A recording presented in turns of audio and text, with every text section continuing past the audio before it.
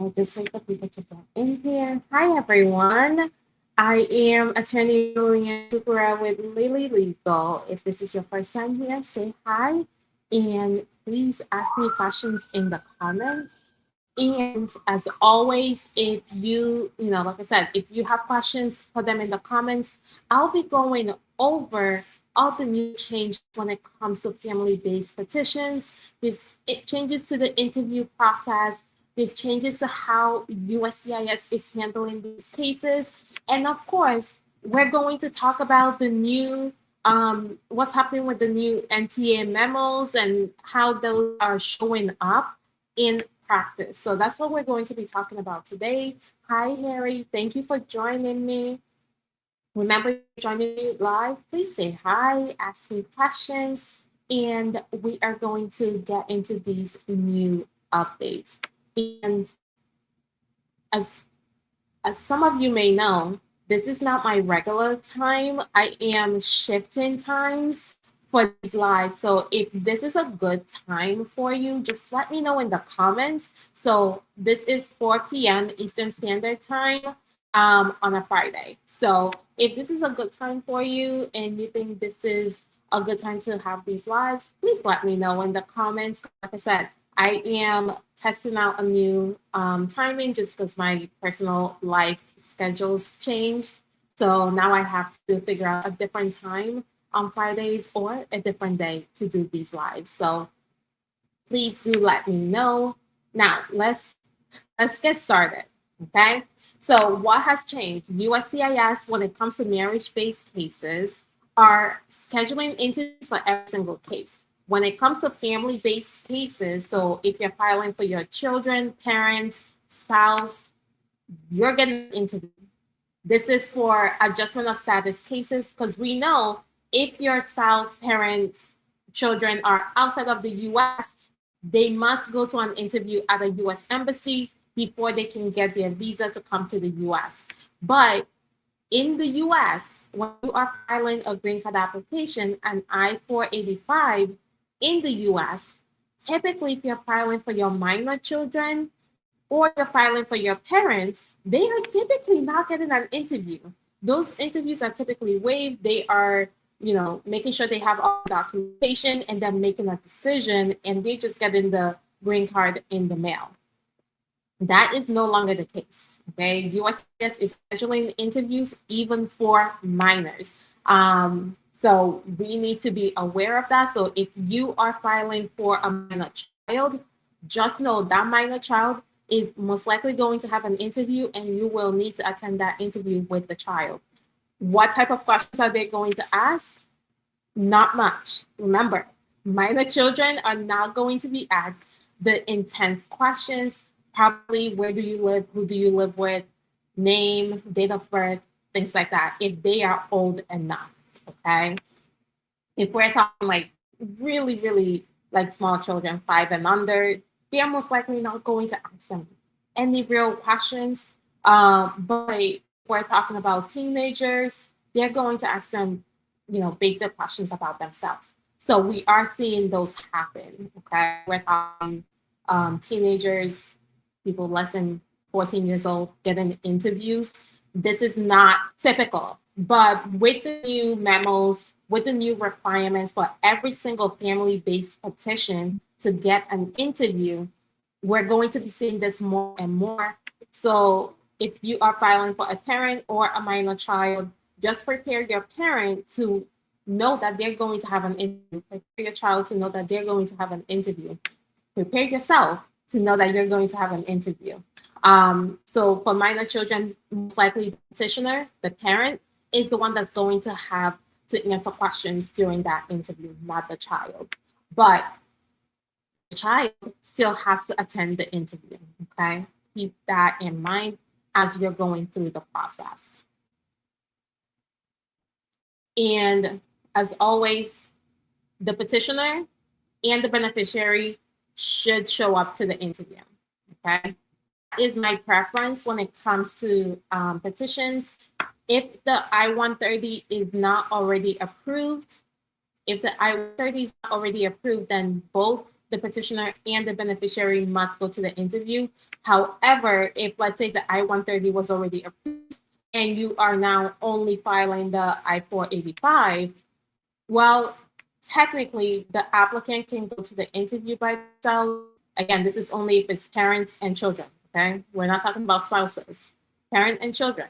Typically, we would let a parent, a US citizen, go to their interview by themselves.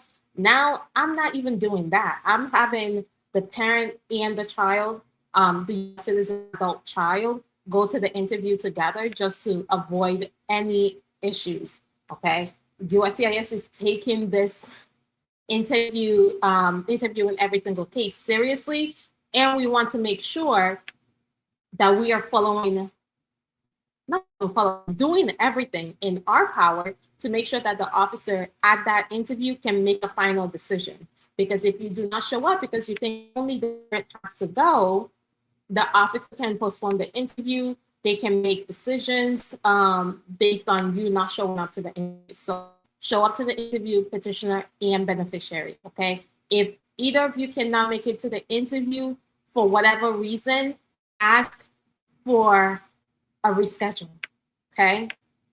Really important. When it comes to I-130 applications, when it comes to I-485, the green card application, you need to reschedule your interview. You need to reschedule it. Don't just not show up, okay? Unless you actually want the case to be denied, you don't want to move forward with the case anymore. If that's the case, just withdraw the application. But if you have an interview scheduled, please show up to your interview. And if, let's say, for example, you're traveling, you have a work thing that cannot get out of, not that you picked up a shift, okay? We're talking, you have to travel across the country for a work thing, you already booked the tickets. In that situation, you can ask to be rescheduled, okay? But don't just not show up, all right? If you're joining me live and you have questions, whether it's about family-based petitions or other immigration things, please feel free to put them in the comments. If you're watching on the replay and you have questions, put them in the comments as well. All right. Next thing I want to cover as far as interviews are concerned, interviews are happening faster than usual. When it comes to marriage petitions, we are seeing interviews scheduled within like a couple months of filing the actual petition. So you want to make sure that before you file that you are including as strong evidence as possible, right? Evidence that you live together, evidence that you're building a life together. All of that needs to be included with your petition, not just the forms, okay? Because of how quickly they're moving, you need to know that your evidence is intact and ready to go when you file that application, because you may not have, a long amount of time to wait, okay, before that interview. You don't have, a year to build up that evidence before your interview, which is what we were able to do before, right? You have a year, you can, take your time in getting your joint bank account. You can take time in, updating your lease, updating your mortgage, whatever it is that you needed to do. You used to have up to a year to do that before you had your interview. That is no longer the case, okay? They are expecting you, as you are filing, to have all your evidence ready to go. And also to be prepared for an interview, because those interviews are happening so fast. When I tell you fast, I mean fast. Faster than you are going to get a work permit. Like most of the cases now, we still include a work permit application to have a, right? They can change their priorities and all of that. But we are seeing that the work permits that used to come in are not even coming in before the green card application interview is scheduled. That's what we're seeing right now. So we want to make sure that before you file your application, you have your evidence together. And once you file your application, you are already preparing for your interview. You are already making sure that every single month, if you have a new bank statement, you are saving that. If you have, if you were able to get additional things like utilities together, you are saving that. You are not last minute. Let's say you're scheduled for an interview, you're not scrambling to get all of those things. You want to make sure that you are saving all those things and you are ready to go once your interview is scheduled, right? Because again, it will come faster than you think. It will. So don't be here, don't be caught unawares where you are basically scrambling last minute to get all these things. Make sure you are keeping track of everything you send to USCIS. So anything that can be updated on a monthly basis, make sure you are saving those. Even if it's only 2 months, right? Even if you have your interview within 2 months of filing, that's an additional 2 months of evidence that you can take to your interview. But then just know if you don't have a lot of evidence, your interview now will be the biggest part of your whole case, right? So just because you don't have a lot of evidence doesn't mean you shouldn't file, but just know your interview will then be the biggest part of your case, and preparing for your interview will now be so crucial to your whole situation because you don't have a lot of documentation to back up the relationship. So please, please, please make sure you're preparing for the interview, you're keeping all your evidence together. When time comes, you're able to present it to USCIS. Remember, if you have questions, put them in comments. Now, let's go on to the next thing and the non-happy thing. So USCIS has made it extremely clear that just because you have an I-130 pending, just because you have a green card application pending, doesn't mean you have status, okay? Typically, when you have a green card application pending, USCIS is more hands-off with you, but then having an I-130 alone is not going to give you that much protection because it doesn't give you any status. Just because you have an application pending, until it's approved, you are still not a green card holder. So I really want people to understand that and understand that if you, in the process, get arrested, get any interaction with ICE, with the police that leads to some charges being filed against you, you are more likely now to be detained. Okay? So even if you don't have charges against you, if an I-130 is filed without a green card application, and USCIS can look at that application and say, this person does not qualify to get a green card, right? They are not currently in status. Guess what they can do?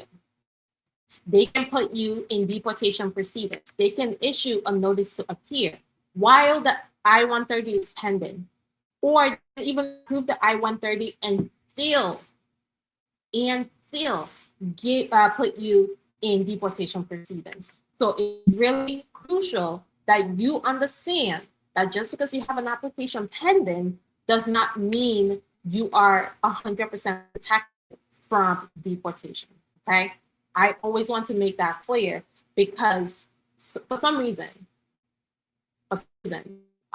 people really believe that once your application is pending, you are protected. That is not the case, and that is definitely not the case under this administration, okay? Under the previous administration, yes, we got away with that. Even though it wasn't status, ICE was leaving people alone if they have means of getting a green card at that point. That's no longer the case. So make sure that you are aware of your surroundings and that you understand that just because you have an application pending does not give you status. However, having the application pending can help you later on if you are detained and now you have an I-130 approved, you can apply for a green card with immigration court, or you can ask for your court case to be terminated because now you have an approved I-130. So it can work together later on to benefit you by having that application pending. However, pending application is not status, okay? All right.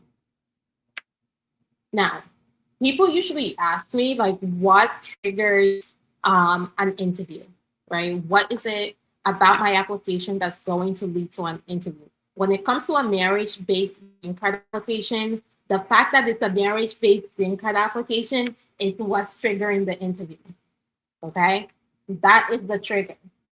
So unless you're not filing a marriage-based green card application, then we can talk about other things. But marriage-based green card applications are going to get an interview, right? Does not matter if you've been together forever, you have like 1,000 pages of evidence. You're most likely going to have an interview because it's a marriage-based green card application. And like those green card applications are being interviewed sooner, so you may be able to get your green card even sooner. I was telling a client this week about, they were like, oh, it came so fast. I'm like, yes, USCIS is doing it for nefarious reasons, right? They want to get through these applications and see how many cases they can deny and put those people in deportation proceedings. But when your marriage is real, when you have met all the requirements for a green card, you go to your interview, everything goes well, guess what? They're still going to approve your case. So even though they're scheduling you faster, just so they can get people into deportation, if your case is real, if you have all your stuff together, you get the benefit, right? You get the benefit of having your green card approved faster. You don't have to wait a year or more to get that interview, because now you can get it sooner. So it's not really a negative thing. I always tell people it's not a negative thing for you to get your interview sooner. It means you can become a green card holder sooner. Okay? So if you're in that situation and you got your interview really fast, that's a benefit to you. Okay? That is a benefit to you because now you get to get your green card way faster. But if your marriage is less than 2 years old, you are going to get a 2-year green card instead of a 10-year green card. So that's really the difference there. So depending on how soon after you got married, you filed your green card application, that's going to determine when your green card application is approved, if you're going to get a 10-year card or a 2-year conditional residency. And if you get a 2-year conditional residency, that means you need to apply to remove the condition before that 2 years is up, okay? It's an additional application. It's an additional step.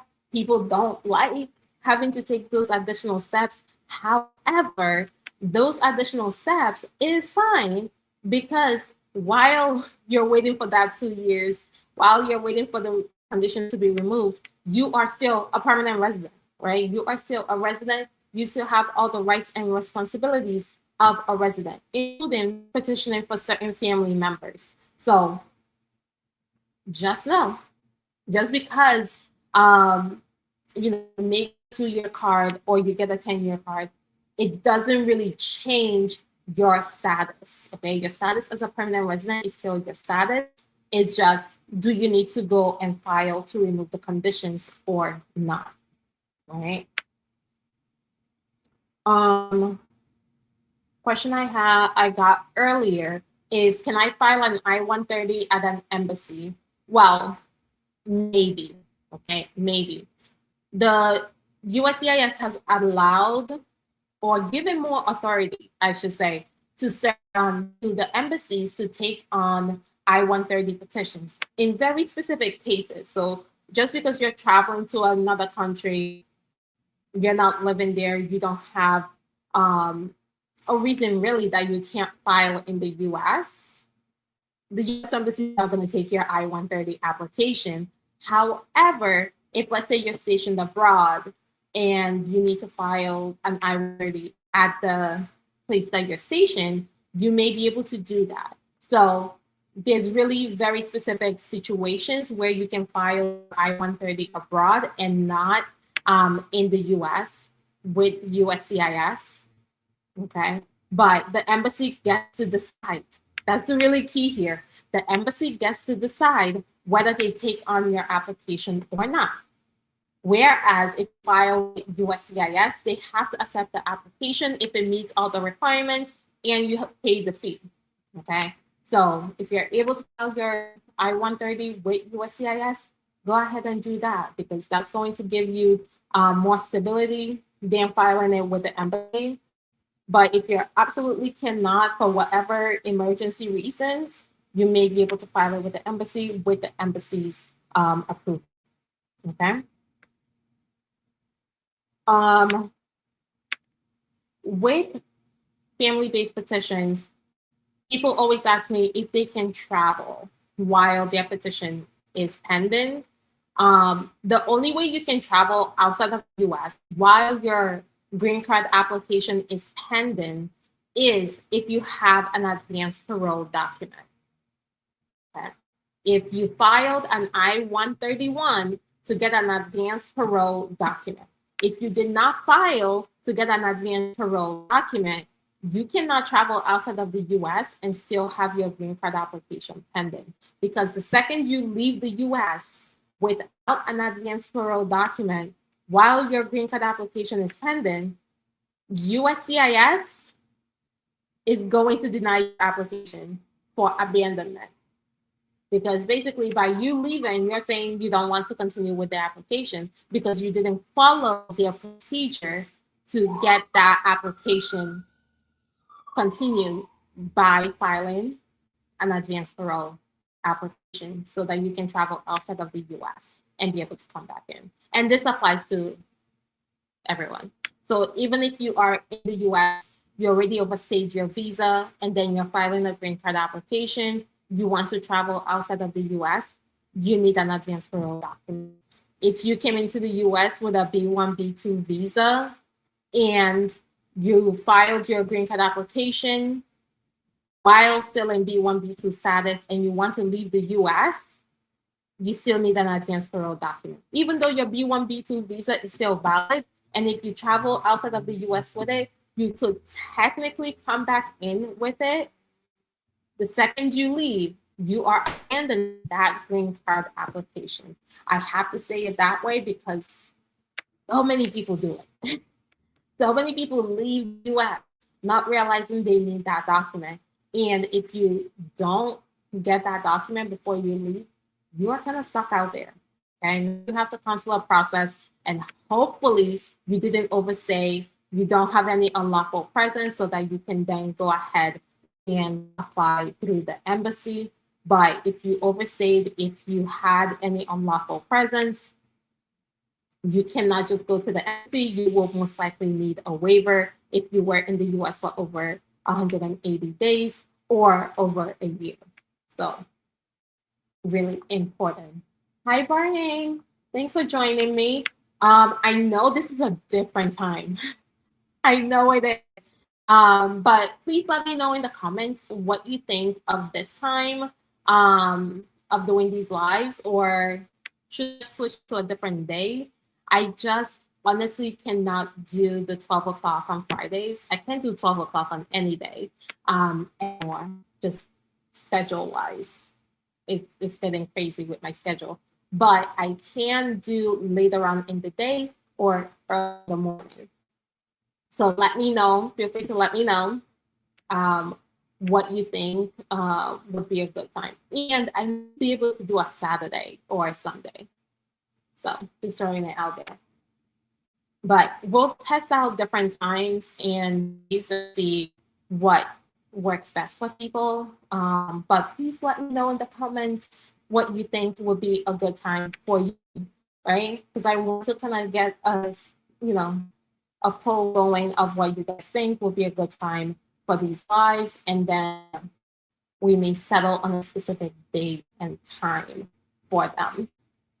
All right, so let's kind of go through everything again and just make sure you understand what's going on with these family-based petitions, because USCIS has fresh guidance on family-based petitions, what they're doing as far as interviews. Interviews are now happening with every family-based petition, okay?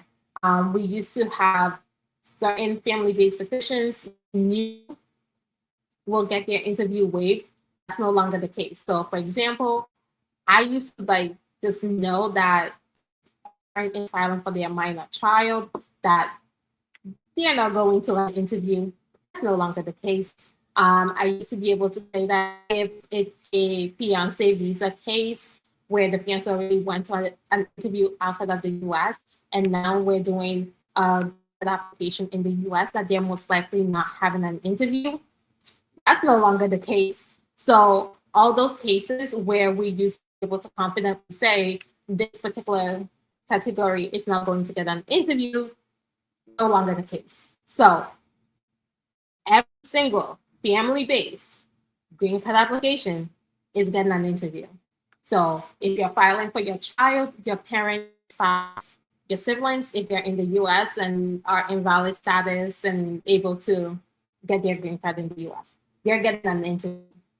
Okay? So it's really important to know that, so that you know how to prepare yourself and the person you're petitioning for that eventuality of having an interview. All right. It is hard for some people to kind of grasp that and be like, oh, but it's my parent. I already sent them all the documentation. Yes. But USCIS has a directive that tells them to schedule those cases for an interview. Okay. So it's not about you, right? It's not about your case. It's not that they're questioning whether your parent-child relationship is real or not. It's more about USCIS having a directive that says they have to schedule all these cases for an interview. Most officers are like, why do we need to, you didn't have to come in for an interview, but we have to schedule you for one. So it's not you, it's them, all right? But that also means you need to be prepared for that interview. And if you are filing a marriage-based case, at least what we have seen is that cases that we have filed since February of 2025 are getting interviews very fast. And when I say very fast, I mean within 2 months of filing, we're getting an interview. Okay, before we even get the work permit, we're getting an interview notice. So you really need to be ready to go. Make sure that you have your, that you fill out your application correctly. You have your evidence together before you file. And as you're waiting for that interview notice, that you are gathering more evidence to take to your interview, and you are preparing for that interview. So it's really, really important. And like I said, interviews are crucial now, right? Interviews are going to make or break your case. And what happens at your interview basically determines how your case progresses. So if you do well on your interview, you have your evidence, there's no negative factors, the officer can actually move your case. If there is some things in your interview that the officer had questions about or wanted documentation on, they may send you a request for evidence or a notice of intent to deny if it's that crucial, right? A notice of intent to deny really comes in if the officer's like, oh, if this thing that I'm thinking is true, then I have to deny this case. If the officer is just like, oh, I need to see what happened with this court case, and I need you to send me the documentation for this particular case so I can make a final decision, they are more likely to send you a notice of intent to deny. They're more likely to send you a request for evidence, not a notice of intent to deny. But if you mess up at the interview, if it's a bunch of discrepancies, if you are raising red flags left and right for the officer is most likely going to send you a notice of intent to deny. But before they send you that notice, they're going to refer your case to the fraud division. And the fraud division has gotten way more money from the government to do their jobs. So they're going to be referring more cases to the fraud division before denying that notice of intent to deny. And if your case is sent to the fraud division, you're more likely to get a home visit, and it's going to take way longer for you to get a decision on your case. So your interview really is crucial because it's going to be you waiting like a couple weeks or a month for a decision, and you waiting like a year or two for a decision. Okay, really, really important here. And then as far as what to expect at the interview, you need to be prepared to answer questions about your application, about the relationship, right? How you met, where you met, who sleeps on what side of the bed, like the most obscure questions about your relationship that only the two people in the relationship know, right? If you are truly in a relationship with a person, USCIS expects you to know these questions and be able to answer these questions. I have a whole video on my channel, on my YouTube, where I go through the type of questions, the different categories of questions, what you expect at your interview so that you are prepared. Marriage-based cases are really turning on this issue. So the more you're able to prepare for it, the more you're able to show up to that interview confident and ready to go, the better your whole application process is going to be, okay? Do not just wing it. I'm telling you, not do wing it. And if I can give you one advice when it comes to your interview is this. Do not answer a question unless you are sure of the answer you're about to give.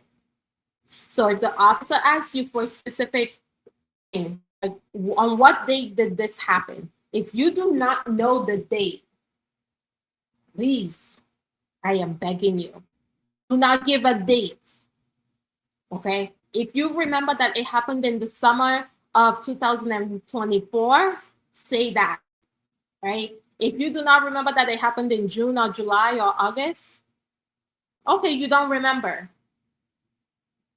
Say that.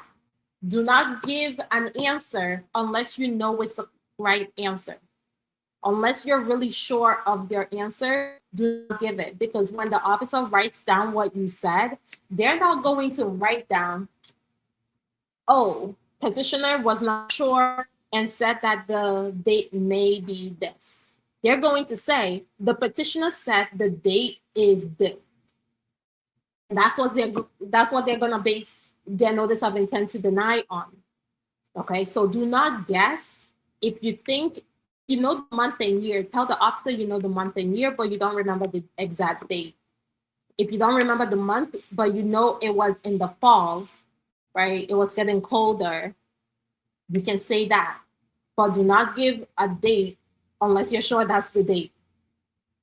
But the dates that you need to know, there's two dates that you need to know. The date you got married and your spouse's date of birth. I don't care if you do not remember any other dates, please remember those two dates. The date you got married and your spouse's date of birth, okay? Those ones you cannot tell the officer, I don't know. I think it was summer. I think it's in the summer that we got married. Okay, red flags. Red flags. And remember, at your interview, you want to avoid those red flags, okay? So, if you have questions, put them in the comments. I do not see any currently, so I think we are good. If you want a calm, personalized place for your case, book a confidential consultation with me. I offer a free 15-minute strategy sessions where we talk about your situation, figure out what you qualify for, what are the steps that will get you from where you are today to where you want to be, whether it's getting a green card, whether it's getting citizenship. Feel free to reach out, schedule that free strategy session. You can do that by going to my website, lilylegal.com, click on contact us, and you'll be able to schedule right on the website. You don't even have to call us. Because I know sometimes like playing phone tag, it's supposed to be weekend. We're not in the office on the weekends. So be sure, go on the website, lilylegal.com, schedule a free confidential consultation with me, and we would be able to see what you qualify for, what you may need as far as your journey with U.S. immigration. I have a couple of videos coming up. I will dive more into what VAWA is, and then we're going to be talking about the visa bulletin for those that are in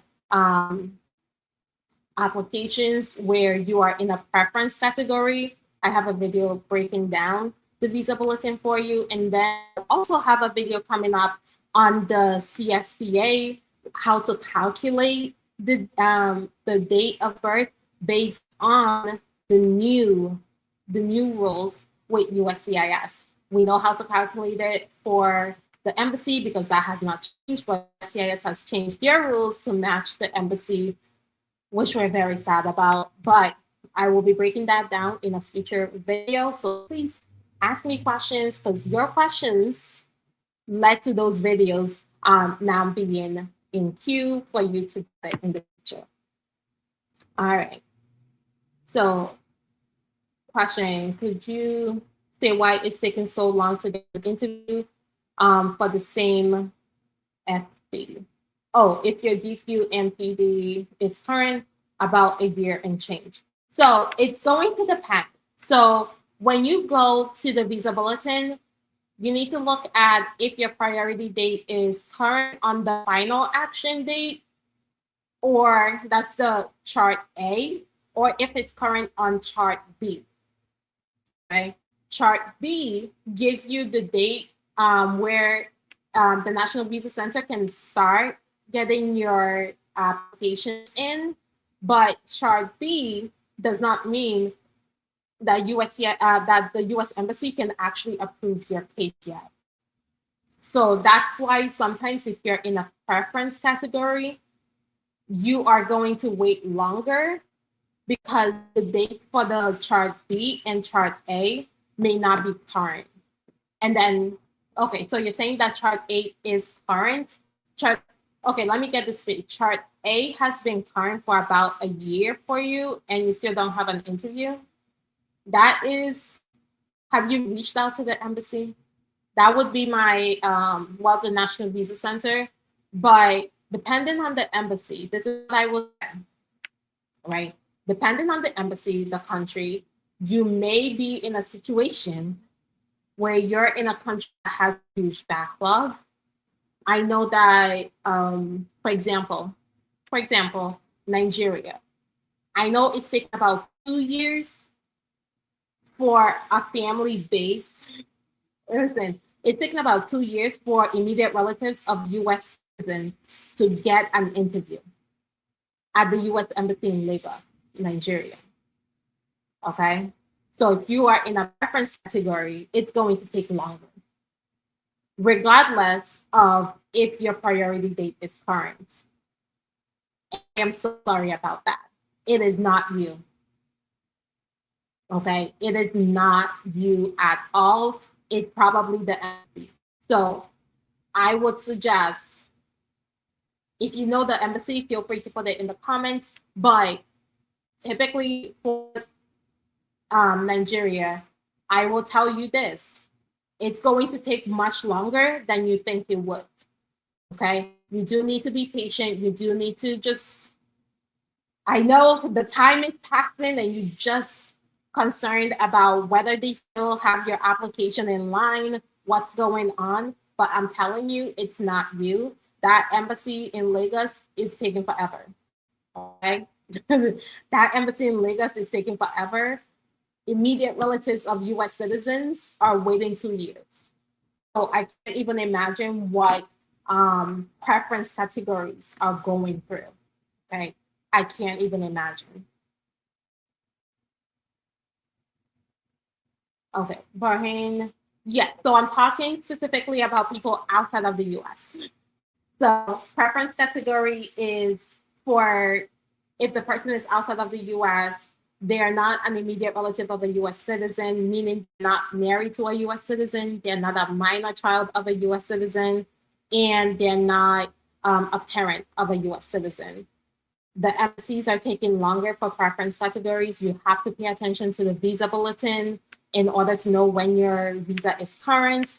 And then once your visa is current, you still have to wait for an interview to be scheduled. And hopefully your embassy doesn't have a huge backlog that's going to lead to you waiting longer for that interview. So it's really frustrating for people in preference categories that are outside of the US because they just don't have a choice but to wait for whenever the embassy schedules that interview, unless they qualify for an expedite request, right? That's really all that would change that, is if there's an expedite request and that expedite request is approved, then and only then will the embassy schedule the interview faster. All right. So I want to thank you all for joining me. Remember to let me know if this time works best for you, or if you think I should do it later on in the day, because that may work better for me too. So right now I have to end here, go pick up the kids, and then head home. But if time, one thing I'm saying, if later in the day works best and y'all like it, I may do it like 6 o'clock, right? Instead of 4 o'clock. So please let me know in the comments. I truly appreciate you all bearing with me while I figure all of this out. My schedule change. And remember, if you would like a private consultation with me, you can do that by going to the website, lilylegal.com, click on contact us, and you can then pick a date and time that works best for you for us to talk about your situation. And thank you. 6 o'clock is good. Okay. I may put up a poll, so look out for that and respond to the poll when you see it. All right. Thank you all so much for joining me, and I will see you next week at a different time and a different day. We'll see. All right.